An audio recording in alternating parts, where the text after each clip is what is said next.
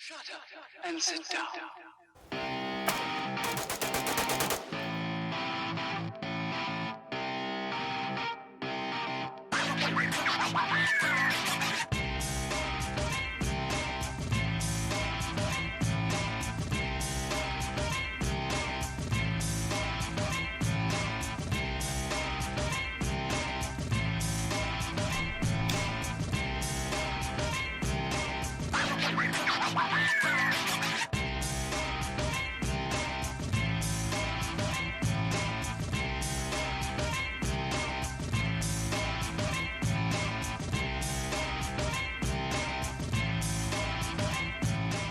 Hello, everybody. Welcome to another episode of the Fight for Liberty show. We've got a great guest tonight. You met him before, Joseph Bishop-Henchmen. He was running for LNC chair. Now he is LNC chair. So he's going to come and give us a little bit of an update on how that's going and how life in 2020 happened. So, Joe, thanks for coming back. Great to be with you, David. Again. Right. So, like I mentioned in the intro, you won chair. How is that going for you? Probably busier than I expected. It's a big job. The chair of the party. It's not just the board. You're not just a board chair who presides over the meetings. You're CEO of the organization. So, I obviously have a full-time job, and this is a second full-time job, and it's a lot of fun keeping stuff going and thinking about strategy and making sure that we're not on autopilot, but working to build up the organization as quickly as possible. And so I became chair on July 12th. That's right after I won 55% of the support from the delegates against, I think it was like 5 other candidates.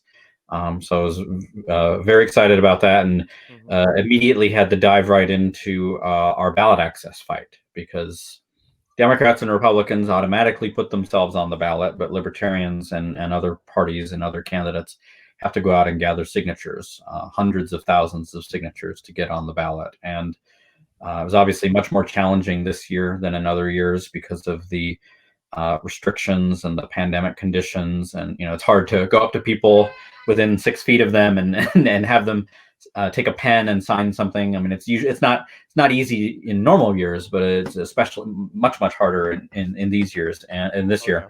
And but in the end, we were able to get on all 50 state ballots plus DC and Guam, everywhere that you can get on the ballot, which no other. There's only 3 names on every ballot in front of every American. Joe Jorgensen and those 2 other people. Sorry if there's screaming going on. It's Christmas time with the with the relatives, and so we got nieces and nephews running around. That's always a fun time. I'm also back home with family for the month of December. So Nice. Luckily they are all out grocery shopping for Christmas dinner. So the house is quiet at the moment. Is it New Hampshire, or where's home for you? New York. New York. New York. Okay. Yeah, been back here for a couple of weeks now. The peace and quiet is nice, but it's boring compared to the work that I've been doing all year. You mentioned petitioning being significantly more difficult this year. I was doing that not for candidates, but just ballot initiatives in Michigan and California this summer. And it really is the weirdest thing to try to petition, and you have to like get up close to people. You have to hand them the clipboard and the pen, and you have to have a meaningful conversation with them through a mask from 6 feet away is one of the more challenging things that I've had to do in politics. No, it's very difficult, and that just makes it all the more impressive. All of our activists and our hard workers who were able to go out and get all of the signatures necessary to be on every ballot in America.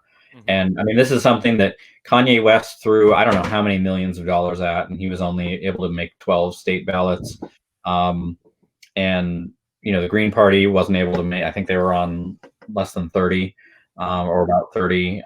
So it's very difficult to do, and we should be very prideful that we were able to pull it off as libertarians. And we didn't spend $30 million doing it the way Michael Bloomberg did back in the spring. I mean, we actually didn't spend a whole lot of money. It was in dollars. We spent a lot of time and a lot of effort from hard work of people going out there and doing it. Right, and this is the third election in a row that the LP has done that, right? Because Gary had it in both of his runs. I believe I know he got it in 2016. I'm not sure off the top of my head on 2012. If we didn't, it was very close. But this is an obstacle that's put in that the Democrats and Republicans put in the way of everybody else. And Right. there was an example in Wisconsin. This wasn't us. This was Kanye West, where his people showed up. That they called to turn in their signatures to the Wisconsin elections people. And they showed up at the door, and there was a sign saying, due to the pandemic, we're keeping the door locked. So call this number if you need to be let in. And so the lady who was representing his campaign went back to her car, called the number. The person came down, and she got back, and she came back to the door and turned them in. And they later came back and said, you turned them in, I think it was 13 or 17 seconds too late. So you will not be on the ballot in Wisconsin. And so they appealed that, and that went to this elections commission that is made up of 3 Democrats and 3 Republicans. Surprise, they did not vote to put Kanye West on the ballot. This is the structure that they've set up. There's nothing fair about it. I'm kind of, libertarians have gotten so used to dealing with this over the years and getting over the bias and the rigmarole. We're almost kind of blasé about it, but it really is something that we should emphasize more to non-libertarians, because it really is a big achievement that we've been able to overcome it election after election and get on the ballot. Because it used to be the case that getting on the ballot consumed 80-90% of our time and resources, which of course makes it very hard to campaign, because we're spending all of our money and all of our time and all of our effort on getting on the ballot, which is why they have these restrictions in the first place. It's because they know it diverts our attention from those things. But now it's a lot less. We've gotten used to it. We're automatically on the ballot in so many more states. Joe Jorgensen and Spike Cohen did sufficiently well that, they did well, but saying they did sufficiently well that we will be automatically on the ballot in 30 states already for 2024.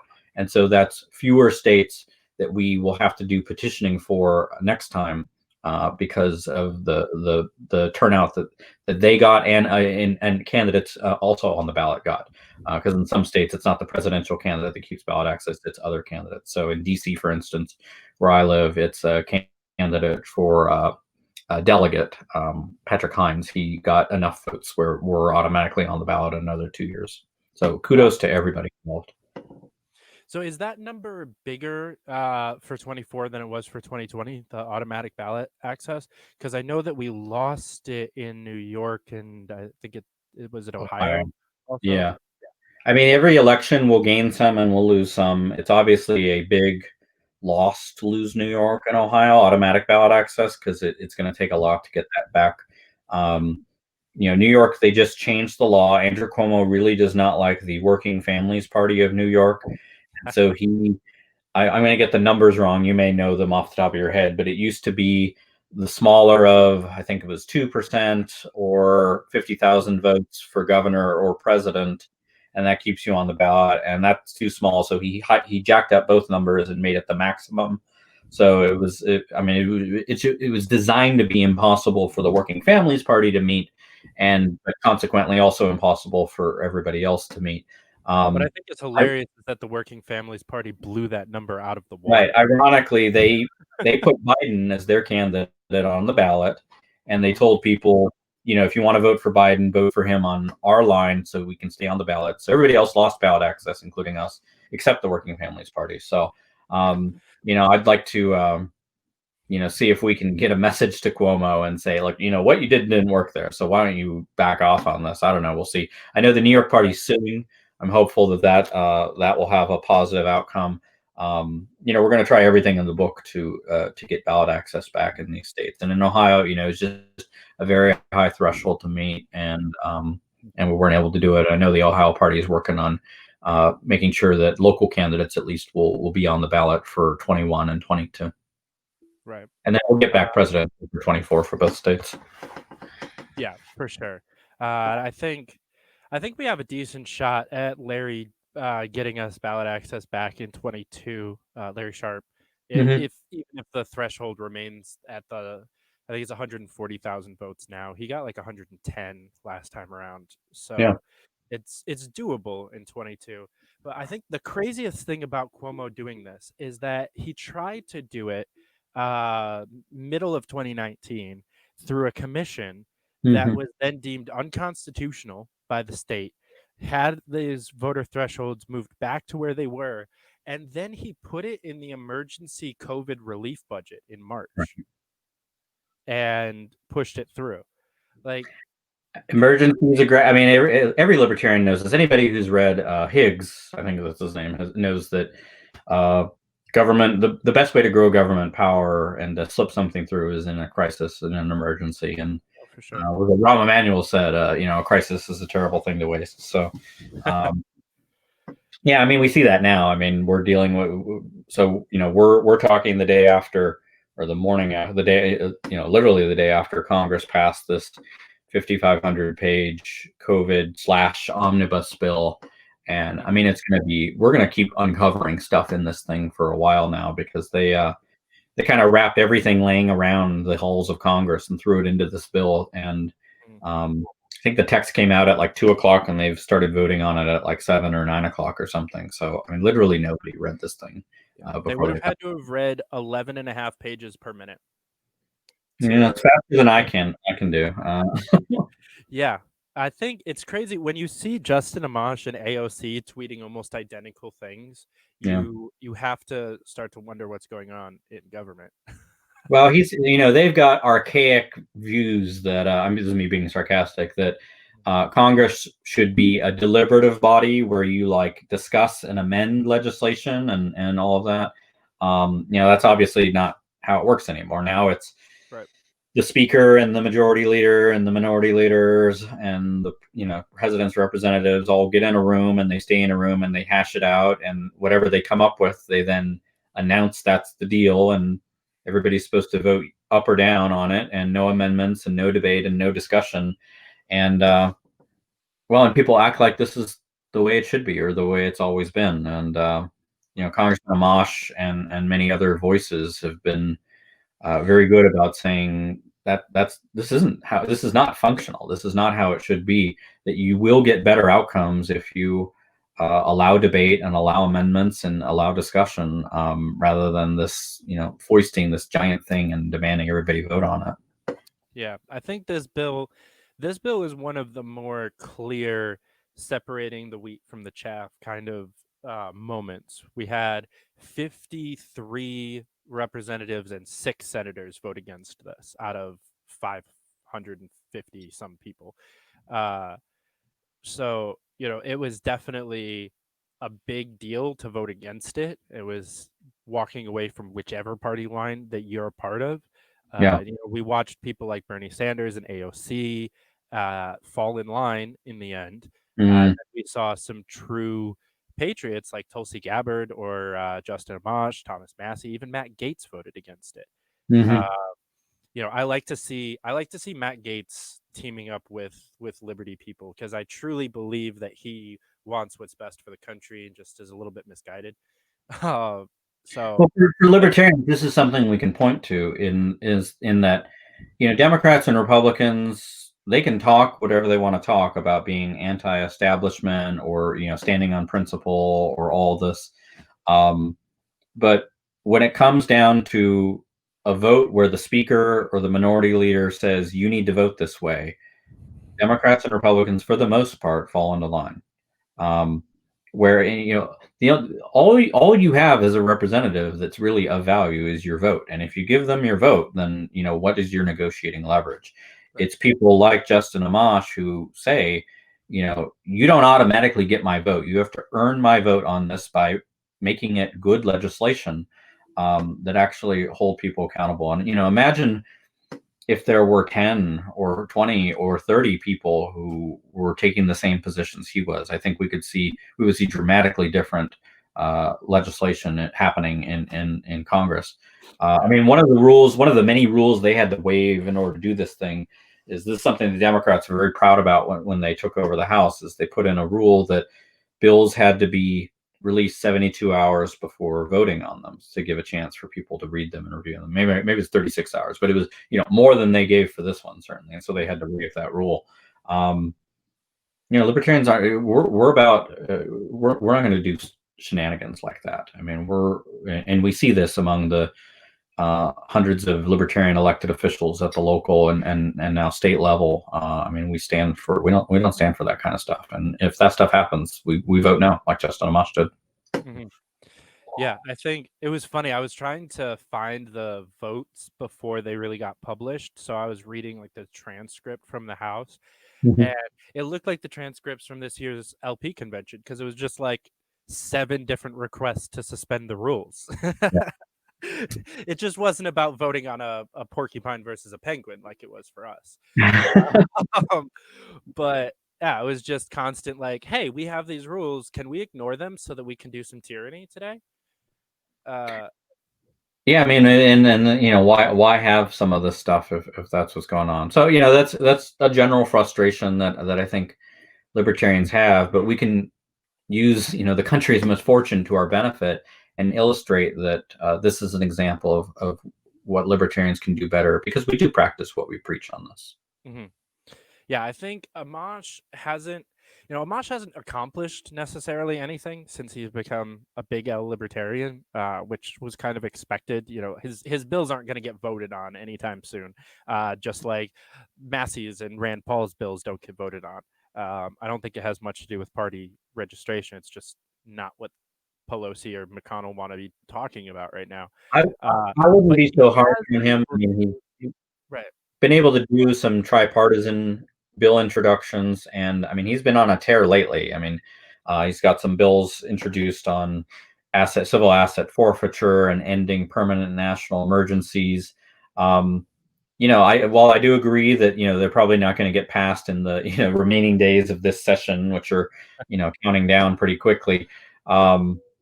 They're going to get passed one day, and they're going to get passed with libertarian representatives and senators voting them in, because that's the only way that they're going to get passed.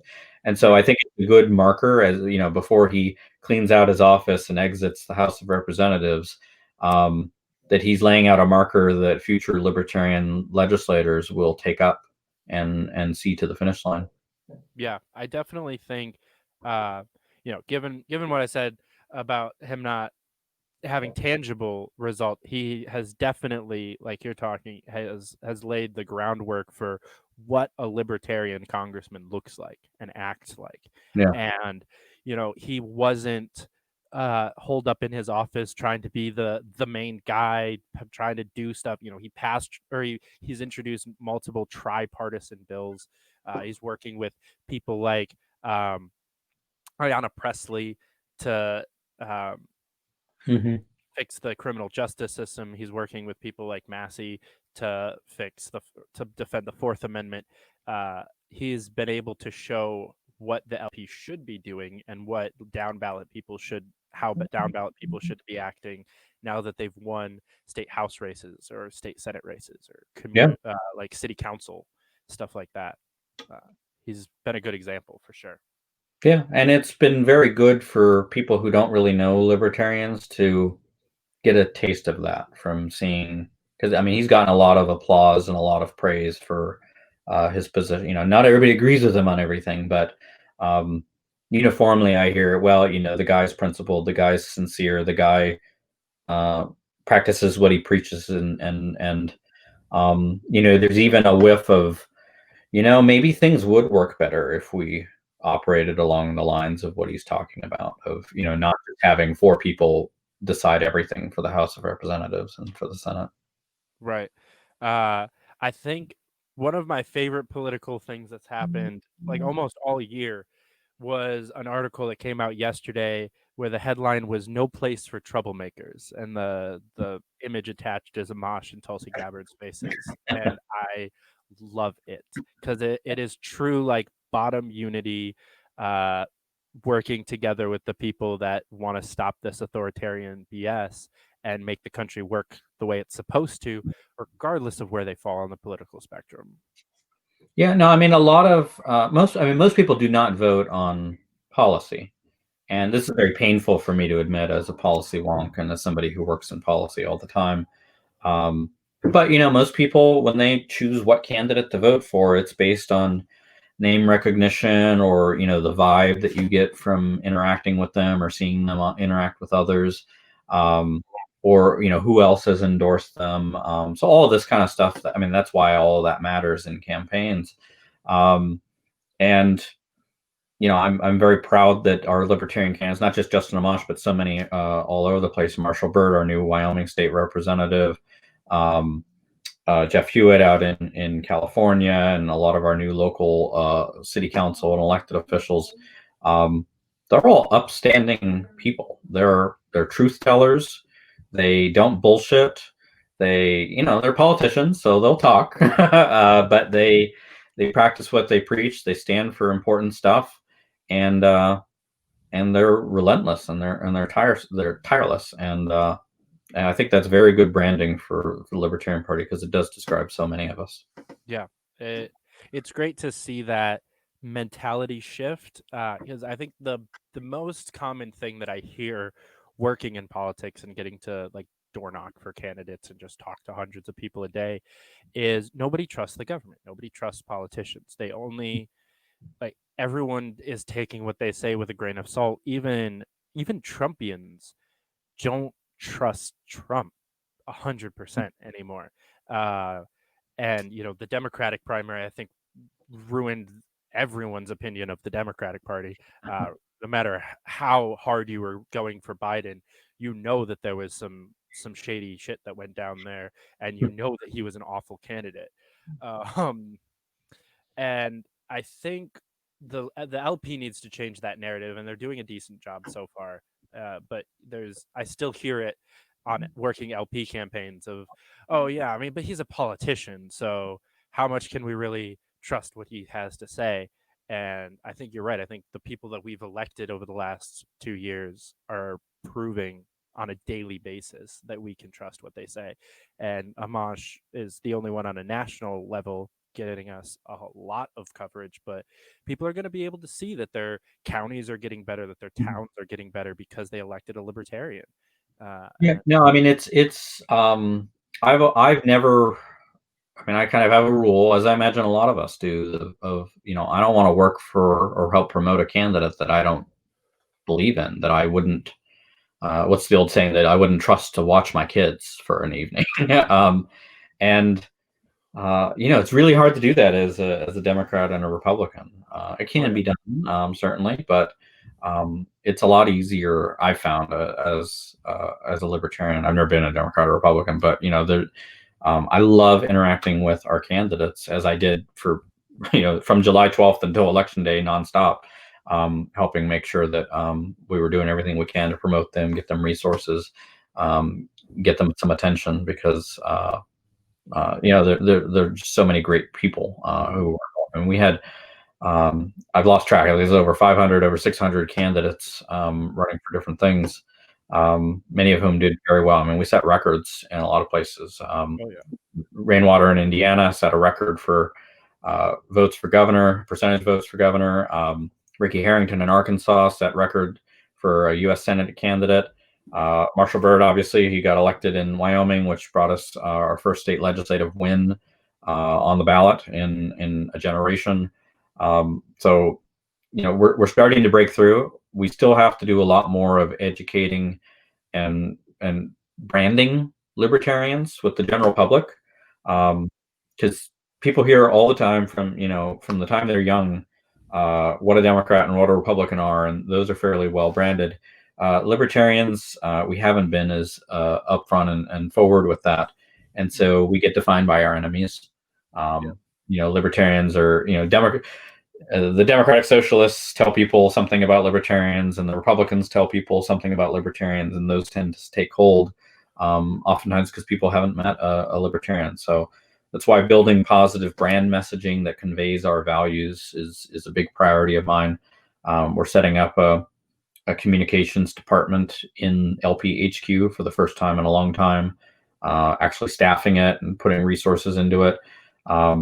We're going to revamp the LP store. We're going to have a messaging strategy. I try to highlight an activist of the month each month in order to put a face on some of the amazing work that is being done at the grassroots level by Libertarian Party activists. And I'm going to do what I can to help link together the communications directors for all of our state affiliates so that they can talk with each other and share ideas and best practices to better promote our party, because we're the party of principle, we're the party of peace, we're the party of justice, party of liberty, certainly, party of respect, party of personal empowerment. I mean, we can talk about it so many different ways.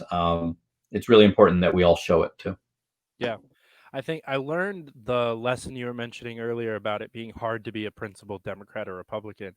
I learned that lesson this year. I took a step into the paid world of politics for the first time in 2020. I was starting out with Tulsi Gabbard, and then I got involved with Young Americans for Liberty and a couple of other companies that were running like petitioning drives and stuff like that. And I carried a petition that I only half believed in. I knocked doors for Lindsey Graham, Donald Trump, and Joe Biden in this year. Like I think we're gonna have to take away your membership card. So,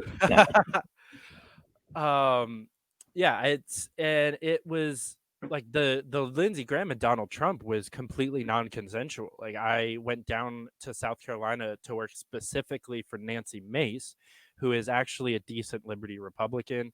I don't agree with her on everything, but I was okay with working for her campaign. My conscience was fine with that. And then we get there, and we're contracted out by the state GOP, so we're canvassing for all of the candidates in whatever district we're in. So we were carrying like state Senate literature for some candidate I'd never heard of, and then also like Trump and Lindsey Graham literature. And I was already there. They were paying for my housing and paying for my gas and everything like that. And it was a like 2-week assignment. There wasn't much I could do financially to not knock doors for Lindsey Graham. Right. So I kind of had to continue. Biden was a little bit more consensual, but that's just because of who hired me and their desperate need for people in a state that I didn't think was going to matter, which was North Carolina. And I was wrong about that. Yeah. I was very, very wrong about that.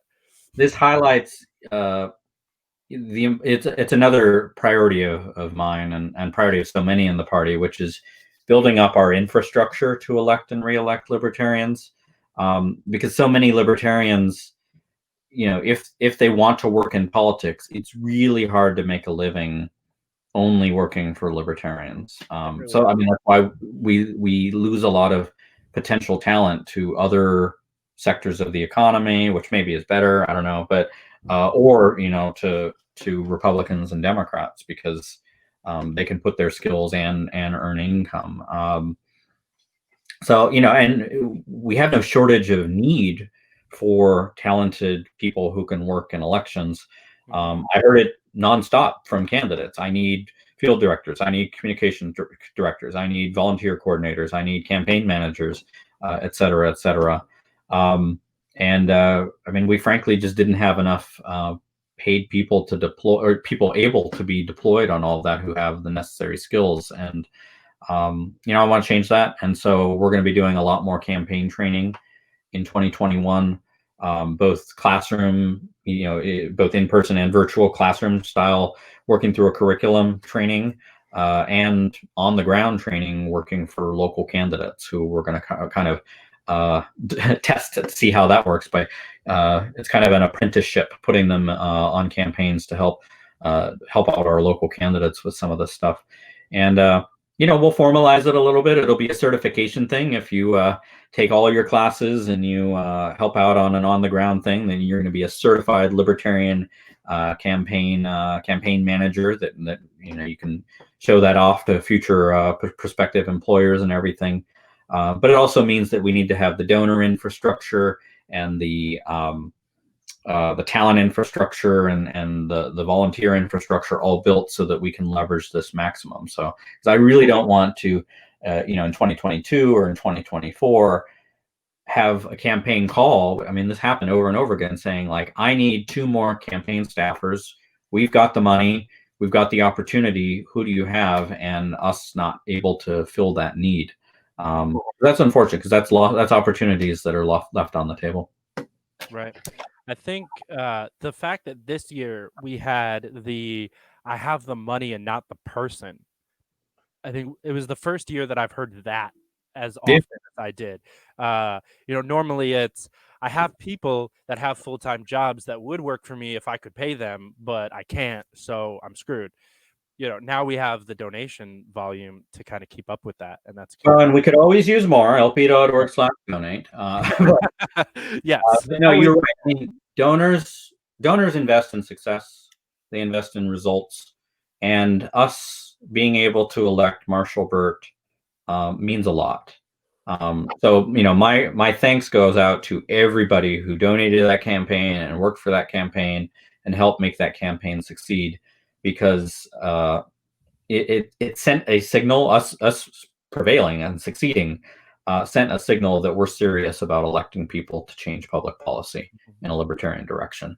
That we're not just about griping about the state of the world and throwing up candidates and all of that. No, that we actually do want to achieve results. And donors notice that stuff. Activists notice that stuff. People are inspired. And so many people that came out to see Joe Jorgensen speak and see Spike Cohen speak came away inspired and eager to and join up and help change the world and make a difference. And we have to make sure that we don't lose that excitement and that attention. And everybody our presidential candidate always brings in a lot of new people. And we picked up thousands of new volunteers and new activists who signed up as a result of the Joe Spike campaign and all of the local and state campaigns this year. And I want to make sure that we're using that to build us up to be even stronger next year, finding our next round of future activists and candidates and donors and leaders. And that's my job as chair. It's the job of the National Committee. It's the job of all the state affiliates, is to make sure that we keep our eye on the ball, building up that infrastructure, because it doesn't happen automatically, and it's so easy to lose. Right. Yeah, I've heard plenty of negative things about Joe, but the one thing that no one can take away from her is the amount of people that I have heard work for her that had never even volunteered on a local race or anything like that previously, had barely been involved in the LP, and is now like a county chair, or was like the New York State chair for her campaign, was barely a member of the LP prior to that. No, we had I shadowed her a couple days. I shadowed Spike a couple days, and somebody would always ask the crowd, and it was always a crowd, even socially distanced, because we do them outdoors and everything, but would ask, how many of you are already members of the Libertarian Party? And I mean, it's a small number. There was an event we did in Georgia in this outdoor venue, and probably had maybe 200 people there. It was a big venue. And so I was there near the entrance, along with the chair of the Atlanta party and the chair of the Georgia party. So between the three of us, we kind of know a lot of probably most of the libertarians in Georgia, or at least in Atlanta, at least the ones that have been around a long time. And I mean, we didn't know 3/4 of the people that were there. So new people certainly were very attracted to that. And we see that in the donations and in the signups and in the records and all of that. And, we just got to make sure that we keep building that, because what we're doing, it's showing results, and we have to make sure that we don't lose that. Right. Well, I don't want to keep you for too long. So you want to tell people how they can get a hold of you on like social media and stuff like that. So if people want to hear your hot takes on Twitter. On Twitter, it's JB-Henchmen, and so I'm a tax lawyer by day, so you'll get your fair share of that. Certainly follow the LP National Twitter account and Facebook groups. We're doing videos every week on the LP National Facebook page, and of course sign up to donate, sign up to volunteer, sign up on email, lp.org, and we'll stay in touch with all of this. And we're trying to get more information out about all of what our elected officials are doing, because we really don't self-promote enough of the people that are making a difference day in and day out. And then if you've got suggestions for activists of the month, if you know a Libertarian Party member that's done something amazing that could use a little bit of attention, please send that along to me at chair@lp.org, and I'd love to highlight that. Awesome. I just became a member of the LP Pragmatic Caucus yesterday. So I was unaware how put together that caucus really was until this year and watching them work and meeting more people in it. So yes, everyone go follow Joe, follow the LP official pages, lots of fun things there. If you really want to get annoyed with the world, look at the comment section of any LP official post. But definitely stay in touch. Follow me at David Fite or at Fight for Liberty if you want to hear me yap about stuff. But until next time, thank you for watching and keep up the fight. Thank you, David. Thank you. Hey guys, thanks for watching. Don't forget to click the like and subscribe buttons below. Follow us on Facebook, Twitter, and Instagram at Fight for Liberty, and support the channel at patreon.com/fightforliberty. And as always, keep up the fight.